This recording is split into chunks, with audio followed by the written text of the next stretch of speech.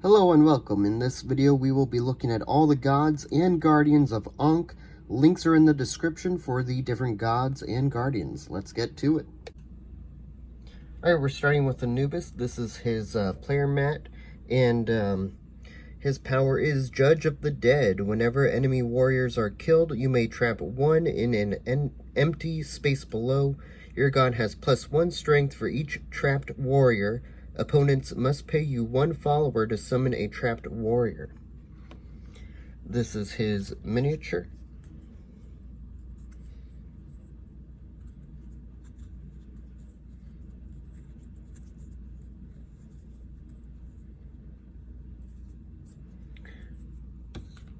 These are how his warriors look.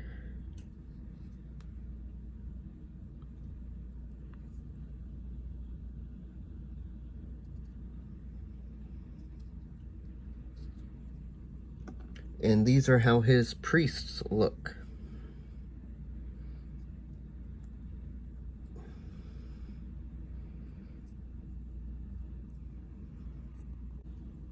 This is Osiris's playmat. His ability, Gateway to the Underworld. If you lose a battle, you may place or move 1 underworld token into any empty, non-water space in that region. Monuments and enemy figures cannot occupy an underworld space. When you use the Summon Figures action, you may summon 1 extra figure in any 1 underworld space. This is his figure.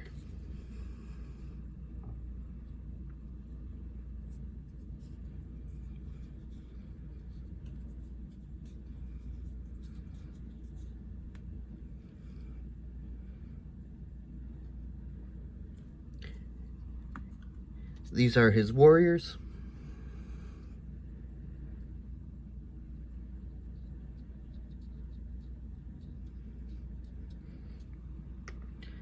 And these are his priests.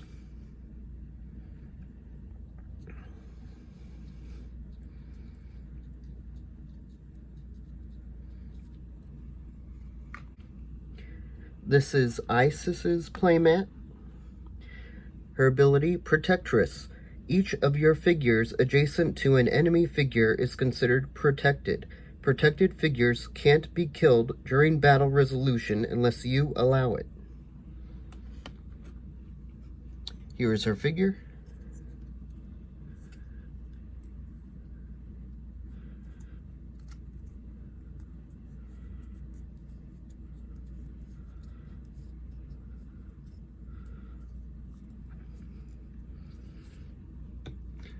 Here are her warriors.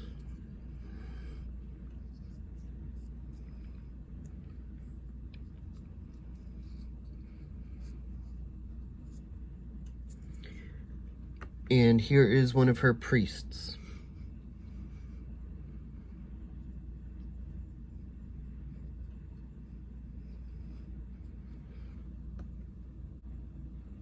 This is Amun's player mat. Here is his ability, Mysterious Forms. Once during each conflict event, you may play 2 battle cards in a single battle. Resolve both, adding their strength bonuses together. You must declare you are playing 2 cards before opponents commit to their card choices. Here is his miniature.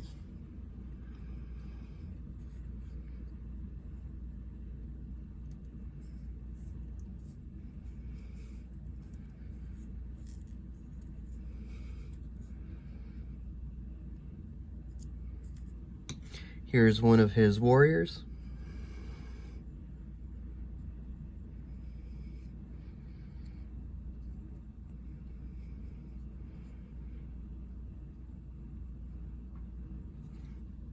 And here's one of his priests.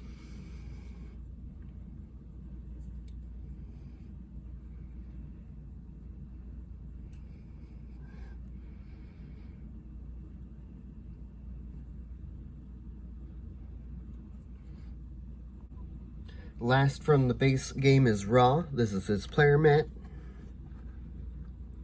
Here is his ability, Radiance. When you summon any figure, you may place a sun token on it. It becomes radiant. Your devotion reward for dominating or winning a battle in a region with at least one of your radiant figures is increased by 1. Return the sun token to Ra if the radiant figure is killed. Here's his figure.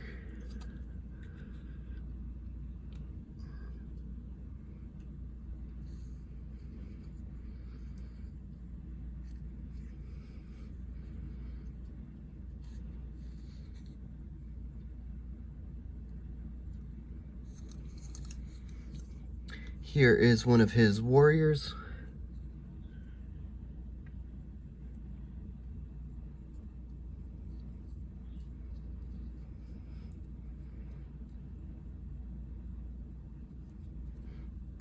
And here is one of his priests.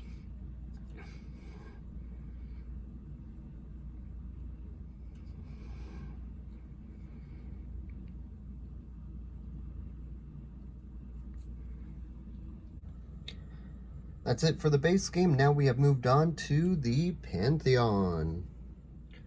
Alright, this is Thoth's sheet here. And he has the Wisdom of Ma'at. In each of your battles, after all players selected cards, but before they are revealed, you may place one follower from the supply on the scale below to guess a card played by one opponent. If you guess incorrectly, give all followers on the scale to that opponent.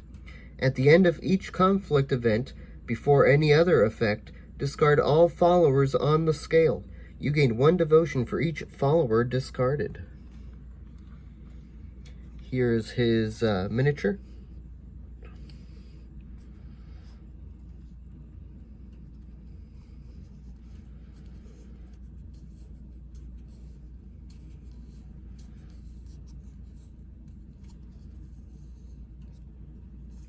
Here is one of his warriors.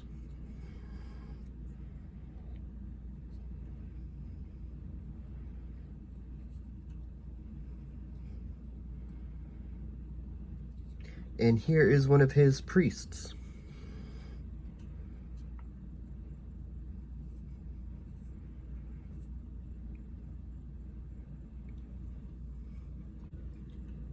Here is Bastet's character sheet. She has the power Cats of Bubastis. After setup and after each conflict event, gather and place all your cat tokens on the board face down on a monument in a different region. When you reveal your card in a battle where there's a cat token, reveal the cat as well and add its listed strength to yours. Once per turn, before or after an action, an opponent may reveal a cat adjacent to one of their figures, returning it to Bastet. If it is the star, kill that figure and gather and place all your cat tokens on the board face down, each on a monument in a different region. Here is her figure.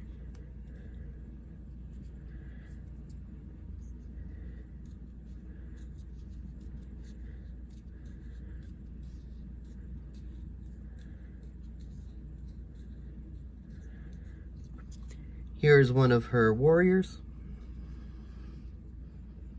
Oops, excuse me.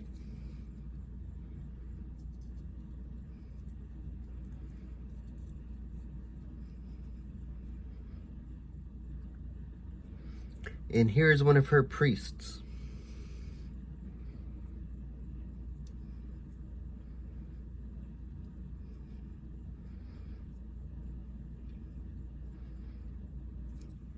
These are the cat tokens that were mentioned. So you can get a +1 or a +3.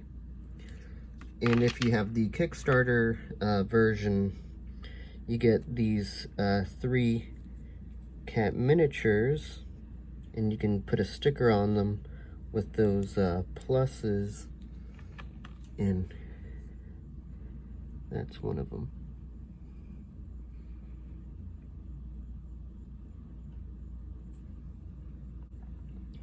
This is Hathor's board, and her power is Selfless Devotion. After resolving any effect that makes you sacrifice followers, you may sacrifice one additional follower. If you do, summon one figure. It may be a guardian you just gained, adjacent to any of your figures or monuments. Here is her figure.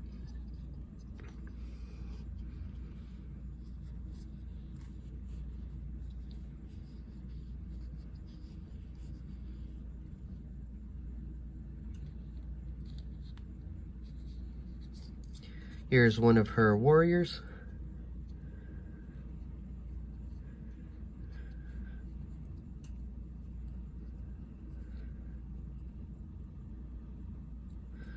And here's one of her priests.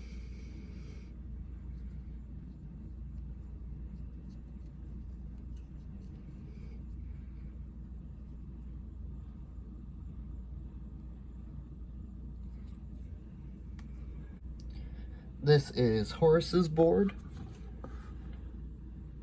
And his power, the Eye of Horus. At the start of each conflict event, you may choose up to 2 battle regions to place one eye token. At the start of a battle where there's an eye, return the token here and name a card other than Cycle of Ma'at. No player, including you, can play that card in this battle. Here is his figure.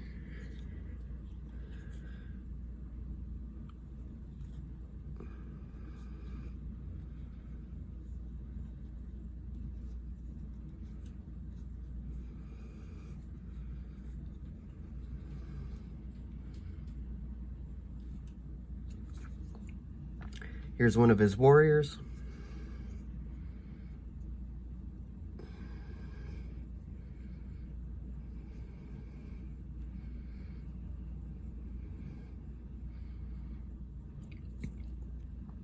And here's one of his priests.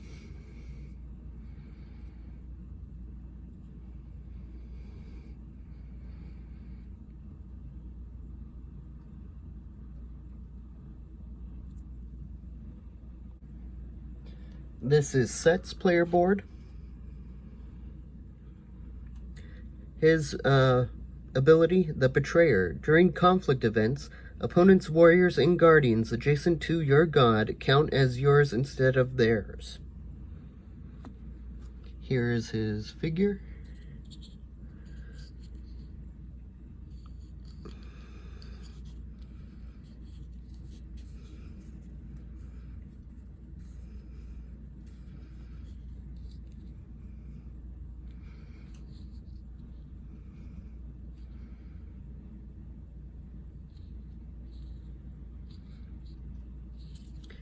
Here's one of his warriors.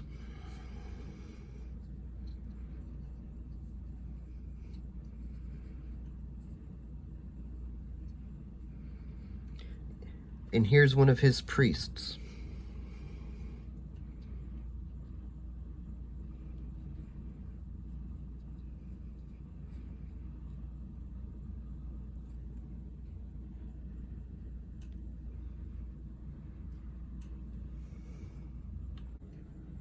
Now it is time for the Tomb of Wonders. Here is Sobek's player board. In his power, Lord of the Waters.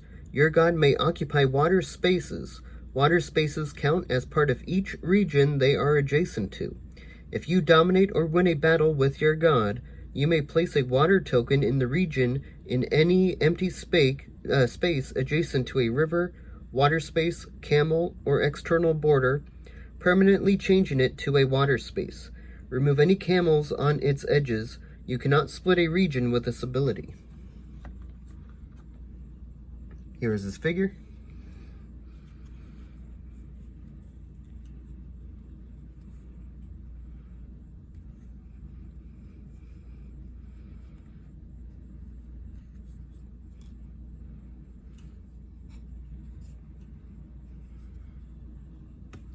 Here's one of his warriors.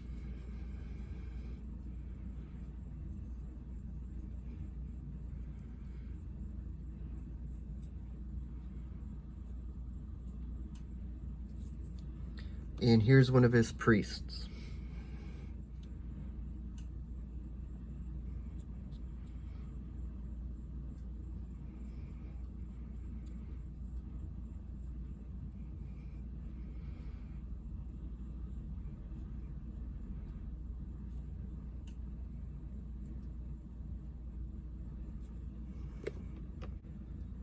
Here is Ptah's player board.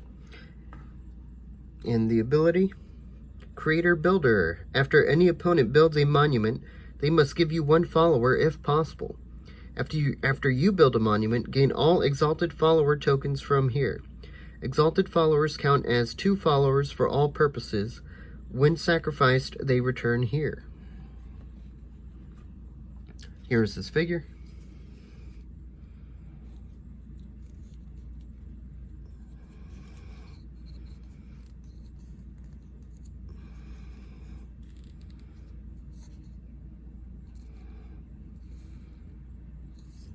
Here's one of his warriors.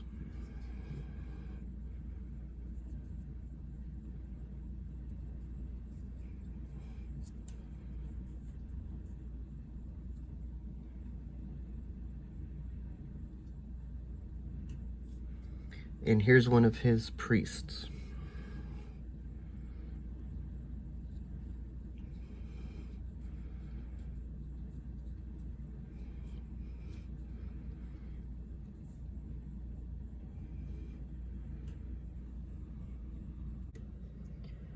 Now I want to go over the Pharaoh. Here is the figure for the Pharaoh.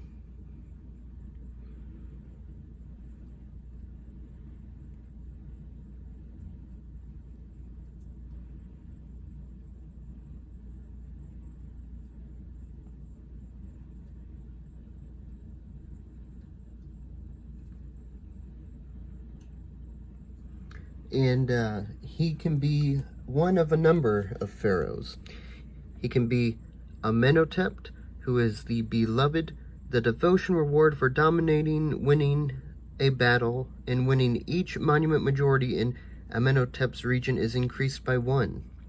The Sphinx Riddle. Reveal political cards from the top of the deck equal to the number of sphinxes you control. Pick one of them, discard the rest. He can be Ramses. Lead the expedition. After each conflict event, the player with lowest devotion moves Ramses up to 3 spaces. Muster infantry. A player moves Ramses for any reason. After a player moves Ramses for any reason, they place 2 follower tokens, infantry, in different empty spaces in his region.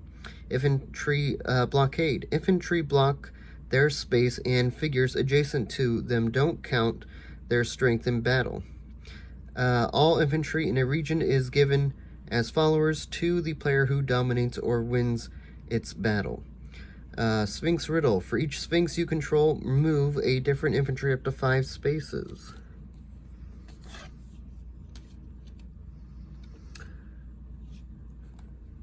Xerxes, Tyrant King.